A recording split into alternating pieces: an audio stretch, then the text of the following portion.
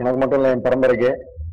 இந்த நன்னாள்ல இந்த பிரஸ் மீட்டை வச்சு இந்த படத்தோட முதல் அறிமுகம் பண்றது ரொம்ப பெரிய சந்தோஷமா இருக்கு. என்ன நன்னாள்னு யாரும் கேட்க மாட்டீங்க. ஸ்னேகாவோட பிறந்த நாள்.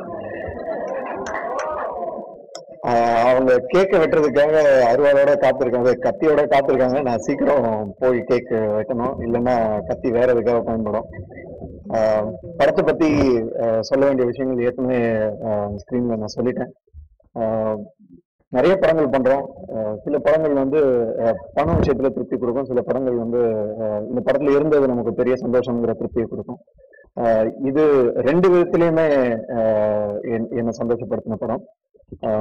அந்த ஸ்கிரீன்ல சொன்ன மாதிரி இவங்க எல்லாருக்குமே, இங்க உட்கார்ந்துருக்கிற பெரிய நடிகர்கள் எல்லாருக்குமே தமிழ் சினிமால ஒரு நிரந்தரமான ஒரு இடம் இருக்கு.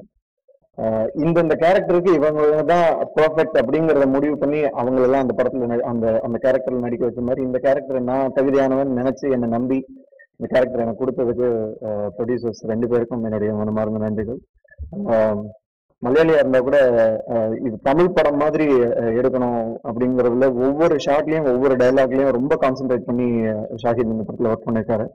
கேமராமேன் அவரை பத்தியும் சொல்லி ஆகணும். ரெண்டு பேரும் லவ்வர்ஸ் மாதிரி. அவங்க கெமிஸ்ட்ரி எல்லாம் வந்து நீங்க ஹீரோ ஹீரோயின் கெமிஸ்ட்ரி தான் நம்ம நிறைய பார்த்துருக்கோம், பேசியிருக்கோம். இந்த கேமராமேன் டைரக்டரோட கெமிஸ்ட்ரி நீங்க படம் பார்க்கும்போது உங்களுக்கு புரியும். கண்டிப்பா ராதிகா மேடம் சொல்லும்போது இந்த படத்துக்கு நீங்களாம் சப்போர்ட் பண்ணணும்னு சொன்னாங்க. நல்ல படங்களை எப்பவுமே தலையில தூக்கி வச்சு சப்போர்ட் பண்றதுதான் உங்க பழக்கம். கண்டிப்பா உங்க சப்போர்ட் இந்த படத்துக்கு இருக்குங்கிற நம்பிக்கை எங்களுக்கு இருக்கு. Thank you so much.